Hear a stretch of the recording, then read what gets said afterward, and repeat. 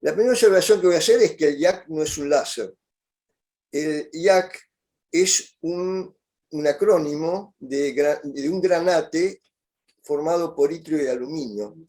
Y sobre ese granate, que es una piedra dura y una piedra muy brillante, muy parecida a lo que es el diamante, entre el litio y el aluminio, se dopa con algunas sustancias, como por ejemplo el YAC, el neodimio, el herbio u otros.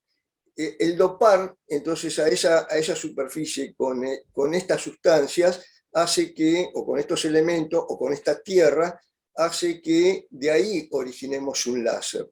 Por lo tanto, realmente el término, o lo que sería el título, es, en este caso, láser de neodimio YAC, porque puede ser de olmio, puede ser de herbio y otro. Pero el YAC no es, entonces, el elemento de donde vamos a obtener el láser. El neodimio, todos sabemos lo que significa láser, y los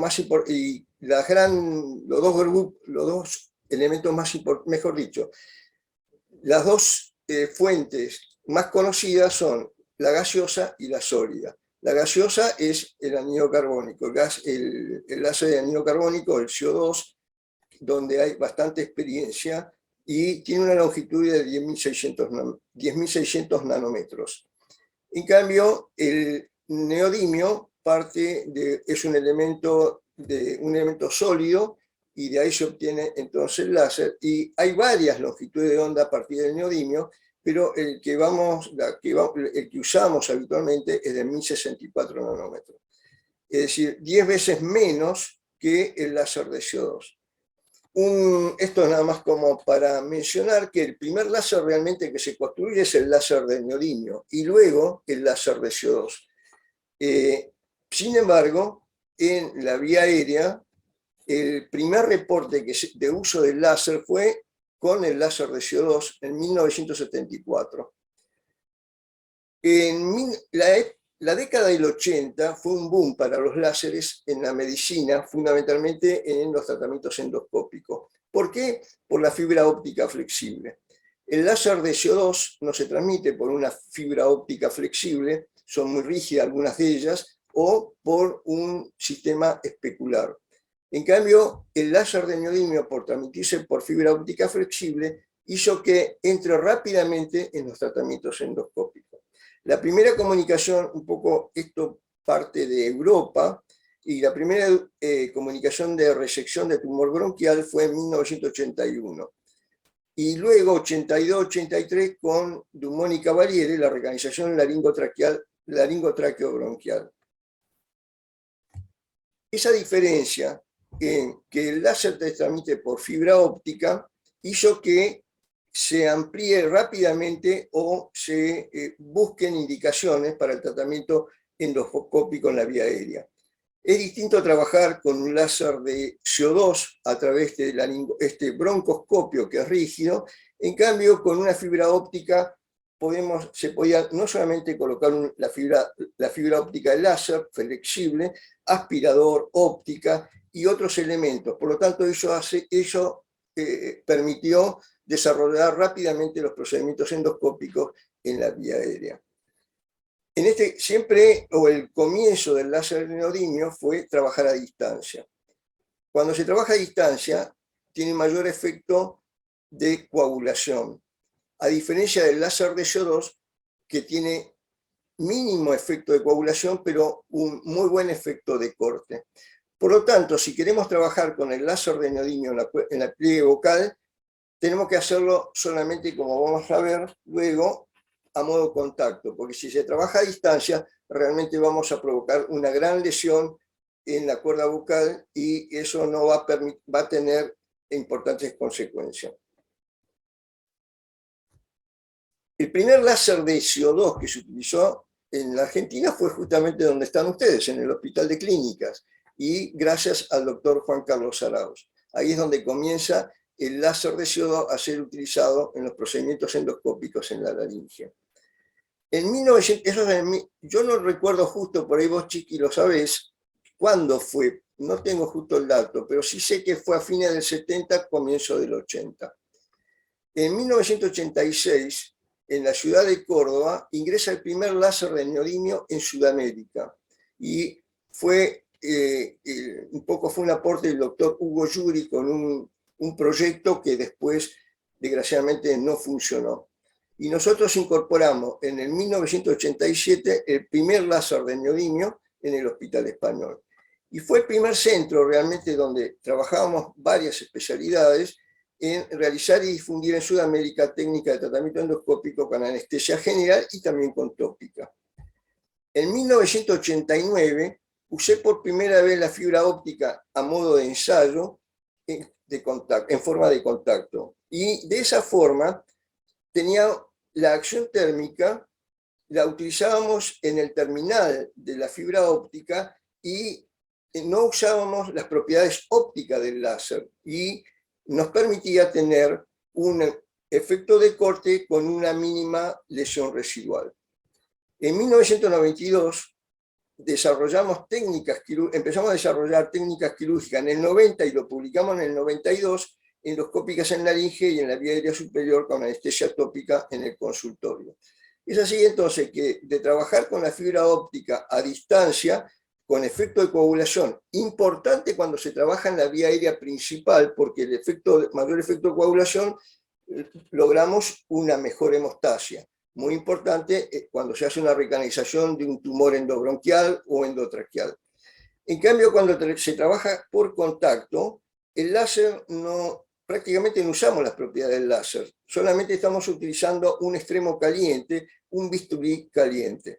Y como es flexible, podíamos entonces colocarlo por el canal de los endoscopios y de esa forma llevar con un endoscopio flexible de pequeñas dimensiones, porque empezamos con fibroscopios de 4.9 milímetros de diámetro, tener efecto de corte y cierto efecto de coagulación endoscópicamente y con anestesia tópica. La primera publicación de esto la hicimos en Milán en 1992. Cómo trabajamos, un poco se descubrió en la Argentina, creo, porque no hay una publicación previa de cómo con una fibra óptica podíamos trabajar en forma de contacto, no a distancia. Eso fue en el año 1992. En Taiwán ya después presentamos también el tratamiento de estenosis posintubación con el láser de neodimio, ya en el año 1996. Después vino Budapest, Roma y otras presentaciones. La diferencia, todos conocemos lo que es el bisturí y la tijera fría, todos los cirujanos. Pero cuando utilizamos elementos térmicos, fundamentalmente nos interesan dos. La energía eléctrica, que se transforma por el efecto Joule en calórica, y así obtenemos corte y coagulación, y lo que es fototérmico o energía lumínica. La diferencia fundamental entre estos dos es el daño residual. El daño residual es mayor cuando utilizamos, por más que tengamos una muy buena radiofrecuencia, y esto se mejoró muchísimo en el tiempo, porque no deja de ser un electrobisturí o un electrocauterio, pero es el mayor daño residual. Cosa que se puede ser más selectivo cuando se trabaja con energía lumínica, el láser, por ejemplo. Ahí la longitud de onda del láser que utilizamos y la longitud de onda de los tejidos va a hacer que podamos ser selectivos y tener un menor daño residual. Y la diferencia entonces está cuando se trabaja con el láser a distancia, como por ejemplo el CO2, o cuando se trabaja con el láser neodímeo, que podemos hacerlo a distancia y por contacto. Entonces, la transmisión por fibra óptica flexible. Ingredientes como para llegar a trabajar en el consultorio con anestesia tópica en ambulatorio. Transmisión por fibra óptica flexible. Por contacto, corte, coagulación y angiolisis. Por más que no tengamos el efecto completo de la longitud de onda sobre el tejido, pero siempre hay cierta longitud de onda que se escapa aparte de lo térmico y logramos entonces un efecto angiolisis mayor cuando utilizamos el láser, no mayor, sino cierto efecto de angiolisis cuando utilizamos el láser por contacto. y, lógicamente, mínimo daño residual. También la instrumentación flexible, prácticas en consultorio con anestesia tópica, la accesibilidad anatómica. Cuando trabajamos con endoscopios flexibles, todos hemos tenido alguna vez problemas de llegar a una comisura anterior, por ejemplo, o tener un Malampati 4, y de esa forma no tener un acceso fácil. En cambio, la endoscopía flexible, eso un poco lo supera.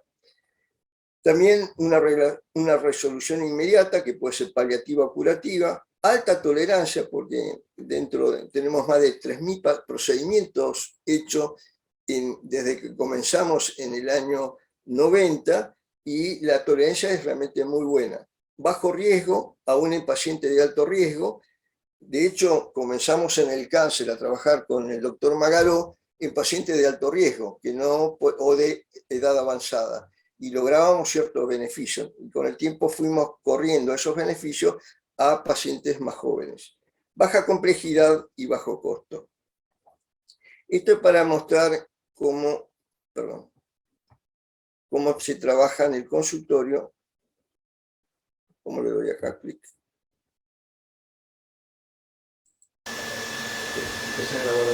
Bueno, nosotros utilizamos realmente broncoscopio, no son laringoscopio. Necesitamos tener un instrumento de mayor longitud para comodidad. Miren, ustedes pueden ver la distancia que tenemos todavía del endoscopio fuera, y estamos trabajando en la laringe. Y aquí vemos la fibra óptica que ingresa por el canal del endoscopio.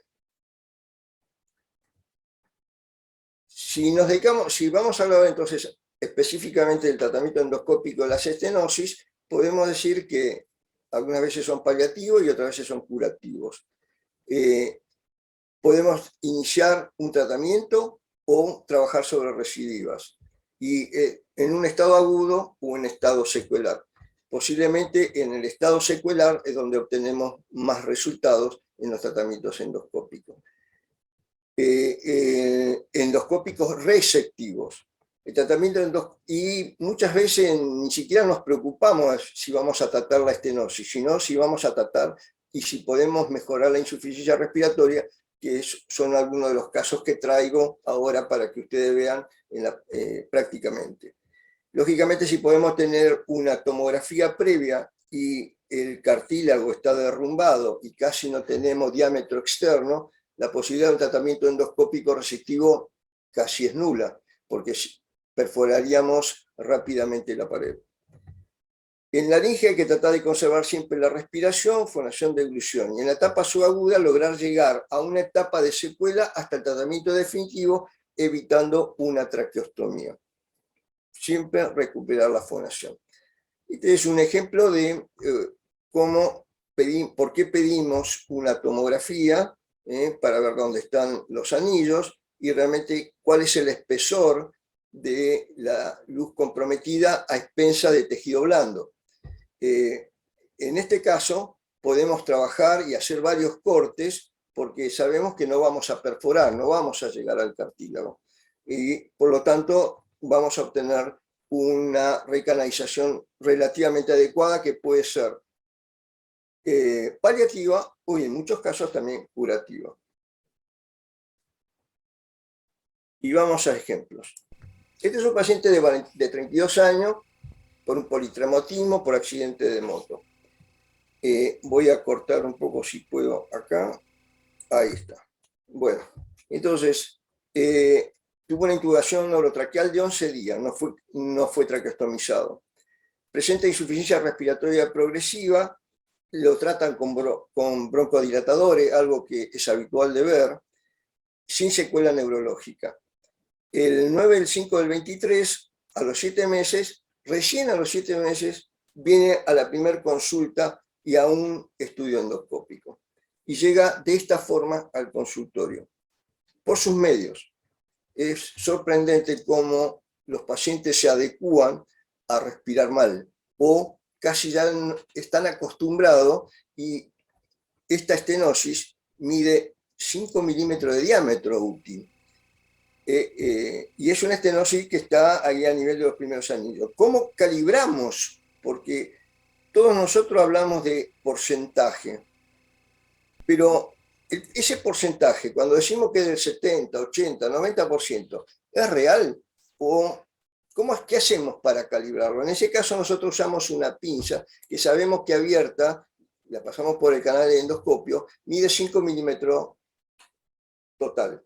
Por lo tanto, si la colocamos como hicimos recién y la insinuamos en el orificio, porque por ese orificio o por esa estenosis no pasaba el endoscopio de 5,3 milímetros de diámetro. Por lo tanto, sabemos que estamos en menos de 5 milímetros. La pinza, sin embargo, estaba ahí justito pasando por eso. Y podemos calibrar, entonces, decir que estábamos en 5 milímetros de diámetro. Ahora, cuando un paciente tiene un diámetro de 5 milímetros, si hacemos cálculos y partimos de una tráquea de 18 milímetros, este paciente tiene el 90% de obstrucción y sin embargo viene caminando.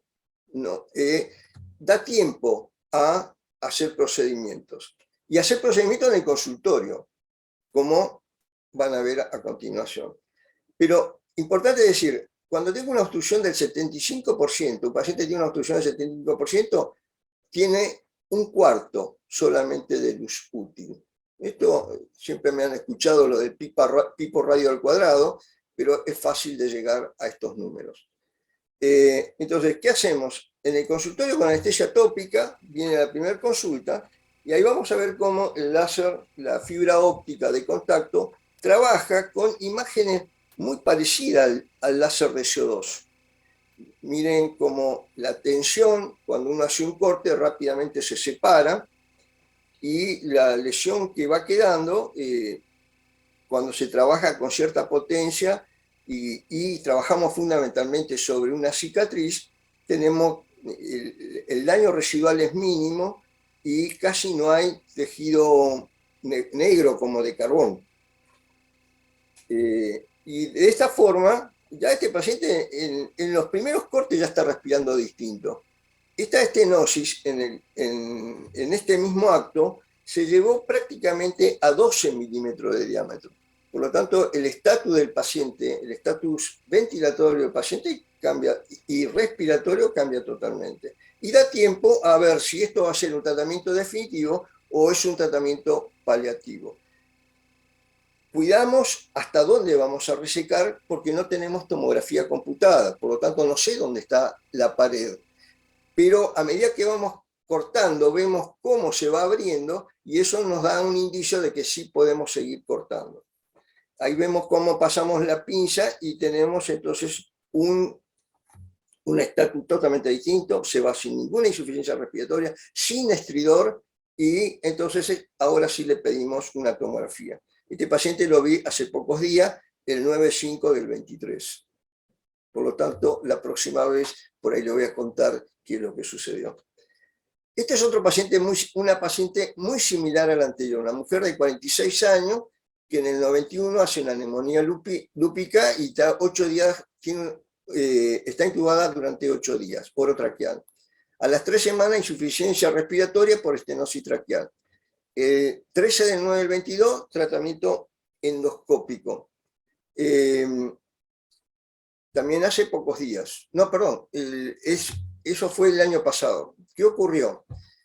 Entre el primer tratamiento endoscópico y el último control, que fue ahora, el 2/5 del 23, presenta una nueva neumonía bilateral con derrame pleural izquierdo, pero sin necesidad de intubación. Afortunadamente, lo que se logró en la primera consulta, a ver si no, esto no es, perdón.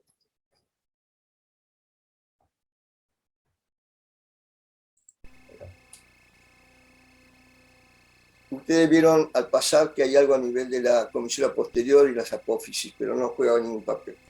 Lo mismo que mostré con el paciente anterior, los cortes.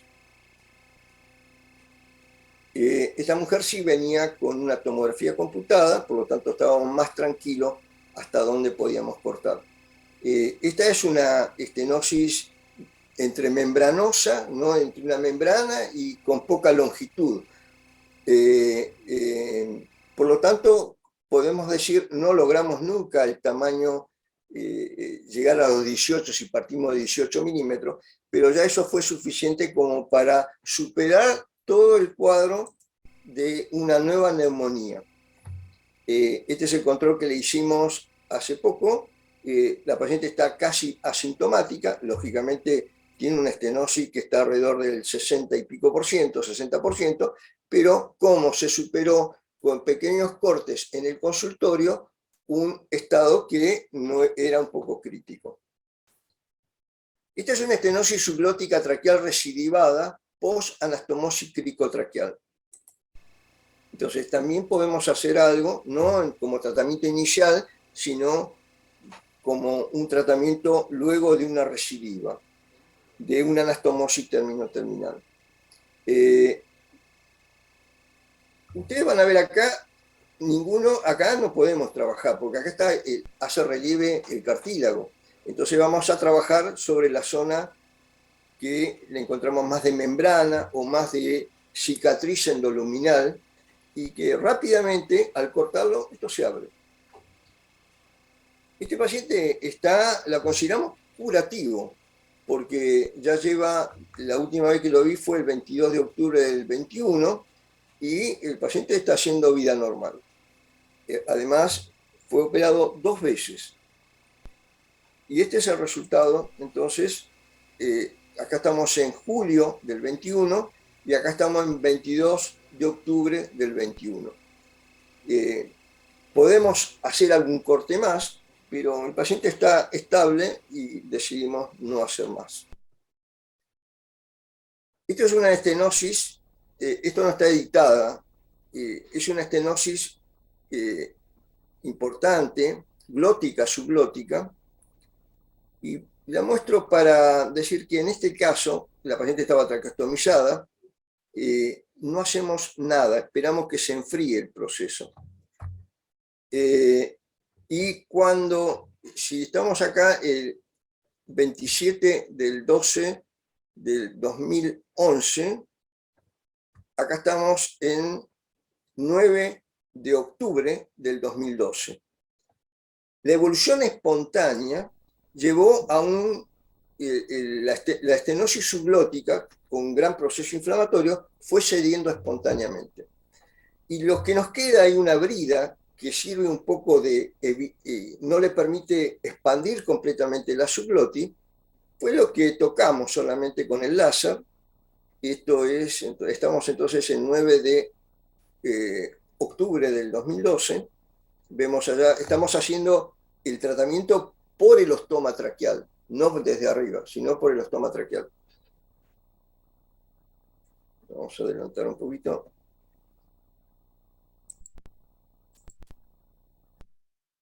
A los 6 meses y luego de 2 sesiones, van a ver cómo se empieza a abrir esa subglotis. E incluso logra una mejor expansión de las cuerdas vocales, una abducción más importante. Y el resultado, si vemos de cuando la conocimos por primera vez, el 27 de diciembre del 2011, pudimos entonces decanularla a los 15 días de este procedimiento, y ya estamos el 18 del 3 del 2013. Es decir, la laringe se toma su tiempo y no tenemos que precipitarnos en hacer procedimientos que pueden significar un mayor problema futuro. Enfermedad de Wegener. Vamos a ver entonces, hay una estenosis. Este es un Wegener que está estabilizado, no tiene ya en etapa cicatrizal, es una estenosis subglótica, y el objetivo es agrandar esa estenosis como para mejorar la suficiencia respiratoria. A los 23 días estamos pasando por la nariz, es característico del Wegener, todas esas lesiones y esas costras nasales, y también es una costra a nivel de la resección. Sin embargo, con la misma pinza, lógicamente está editado, sacamos esa fibrina y obtenemos una mejor luz que limpiamos la superficie o lo que es la mucosa. Y ahí vemos el resultado entonces. tanto en lo inicial como a los 2 años, eso en 2019. La enfermedad de Wegener, donde ahí nos sentimos contentos por lo que logramos, con pequeños cortes que hicimos endoscópicamente, siempre con anestesia tópica y en el consultorio. En cambio, esta es una enfermedad de Wegener clínicamente en actividad. Cuando nos llega al consultorio, tiene una estenosis de 5 milímetros, el mismo ejercicio de colocar la pinza para poder ver cuál es el diámetro, y nos encontramos entonces con esto. Estamos entrando también por fosa nasal y vamos a cuerda, pero quiero que miren esto. La distancia que tiene entre las apófisis vocales en este momento. Estamos en 29 del 8 del 2016. Y la estenosis abajo, que es una estenosis de 5 milímetros. Entonces, ¿qué hicimos? Lo mismo, cortes. Aquí tenemos una tomografía, hay bastante tejido blando, donde podemos trabajar sin llegar a tocar el cricoides. Entonces los cortes y anestesia tópica, acá lo estamos viendo, estamos en 15 del 5 del 2017. El aparato, siempre acá está el día y acá está el mes. Esas son las resecciones. Estamos satisfechos, pero ¿qué ocurrió? Es una enfermedad de Wegener en evolución. La distancia hoy y la cara inferior de las cuerdas vocales es muy distinta a cuando empezamos. Hoy tiene más insuficiencia respiratoria por la estenosis glótica, subglótica inmediata, que en sí por esa estenosis que está más conformada en la subglótica, así cerca de la tráquea. Donde no tenemos muy buenos resultados es en las estenosis de la comisura posterior. La estenosis de la comisura posterior, realmente el tratamiento casi siempre termina en algo quirúrgico. Pero algo se puede obtener. En este caso tenemos esta estenosis que este paciente fue operado de una estenosis de los primeros anillos traqueales. Hicieron una anastomosis término-terminal. Y no se dieron cuenta o no evaluaron la laringe. Y la laringe tenía una estenosis laringea también, porque estaba traqueostomizado. Creo que a las 48 horas de hacer la cirugía tuvieron que retraqueostomizarlo. Y intentaron hacer una cordectomía, y no, esto no es, realmente quedó de esta forma. Aquí vemos lo inicial, estamos a 11 del 6 del 2012, y acá en esta imagen tenemos 14-11 de 2013. Luego de empezar a trabajar un poco y a jugar un poco con el láser, disculpen el término, pero a ver qué podíamos lograr. El paciente está traqueostomizado, por lo tanto teníamos tiempo, y mucho tiempo. Llegó recién 14 del 11 del 19 para lograr este espacio, porque había otras razones por las cuales el paciente no se podía operar, pero se logró decanular. Es decir, un poco un trabajo de constancia y de paciencia puede llegar a mejorar un diámetro. Estas lesiones son fáciles de cortar, endoscópica tanto por abajo como por arriba, y rápidamente, que son la interapófisis, esto se libera rápidamente. Este es un lindo. Ahora vamos a lo que es este paciente tenía no solamente dificultad respiratoria, no solamente fonatoria, lógico, fue operado de un cáncer, pero después quisieron hacer un relleno para mejorar la voz. Y lograron, lo que ocurrió, alguna vez el organismo, los pacientes, y voy a mostrar el último, donde uno trabaja y trabaja relativamente bien, y sin embargo los pacientes algunas veces no responden. En este caso hizo una sinequia importante, la comisura de la cuerda vocal izquierda derecha, que se pegó a la pared residual de la izquierda, y cuando hicimos esta endoscopía nos dimos cuenta que había un pequeño sector que no estaba pegado. Ahí lo vemos. La diferencia vascular se nota perfectamente, y más con la cromoscopía. Entonces decidimos hacer cortes, no con la búsqueda de la voz, sino con la búsqueda de una suficiencia respiratoria aceptable. Y allí vemos cómo se separa también la cuerda vocal. Esto es 12 de mayo del 21, y lo que se logró es esto. Estamos a 16 de junio. Este paciente cambió totalmente la suficiencia respiratoria. Y lo seguimos hasta hace poco. Toda esta zona se limpió. No tenemos recidiva, no hay recidiva, es solamente todo cicatrizal, pero el paciente mejoró la suficiencia respiratoria. Cordectomías también podemos hacer en el consultorio, tanto desde arriba, como en este caso, hacer una cordectomía parcial posterior, fundamentalmente siempre de tercio medio hacia atrás, sin tocar la apófisis. Es más difícil, la apófisis no, hacer una resección de apófisis con anestesia tópica no es posible. En cambio sí la resección de parte blanda, y el resultado fue este. Estamos acá en 11 de febrero del 2010, y aquí vemos un control donde ahí decanulamos al paciente, lo vemos desde abajo. ¿Escuchan la voz? Lunes, martes, miércoles, jueves, viernes, sábado, domingo. Perfecto.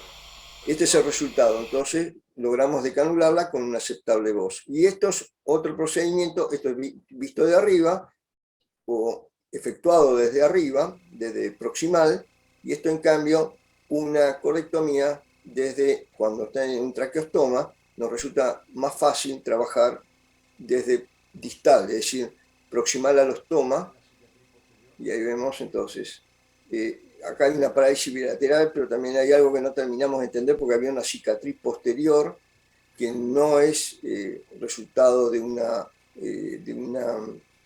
intubación de corto tiempo, sino investigando, llevaba más de 20 años de esa lesión subglótica cicatrizal posterior.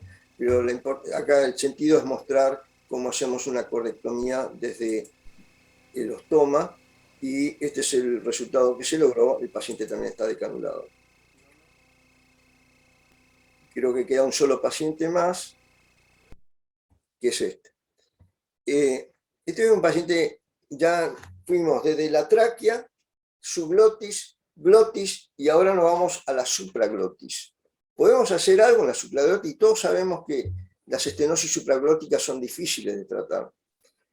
Y acá no importa, y este es un ejemplo de cómo, aún haciendo bien las cosas, porque todos los que actuaron en este paciente, todos hicieron perfectamente bien las cosas. Desde el 2001, que le trataron por un carcinoma de cuerda vocal, microcirugía y radioterapia, y en el 2007 que nuevamente por insuficiencia respiratoria progresiva, a causa seguramente de la condritis actínica, lleva a que le efectuaran una resección del tercio posterior de la cuerda izquierda, con láser de CO2, la banda ventricular, la comisura posterior, biopsias negativas. Es decir, el objetivo era mejorar, y se logró. Pero el organismo también juega siempre papel, ¿no? No entendemos por qué algunos las cosas se logran y en otros no.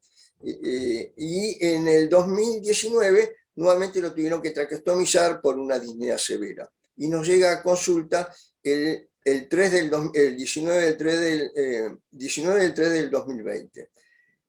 Estas son las imágenes de esa estenosis supraglótica, si bien tiene algo de glótica también. Entonces decidimos, ahí vemos perfecto, vamos a la próxima, hacer lo mismo de siempre. A ver qué lográbamos. Encontrábamos cierto puente cicatrizal, y entonces empezamos a trabajar sobre ese puente, no tocar esta zona, que está más sana, sino todo lo que es cicatrizal.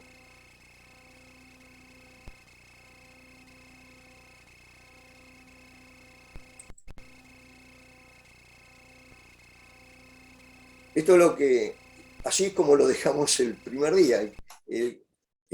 Sería 1422. no, al revés, 4-1 del 22. Acá es distinto porque estos números los pongo yo, no la máquina. 4 de enero. Esto es lo que vemos el 17-1 del 22, es decir,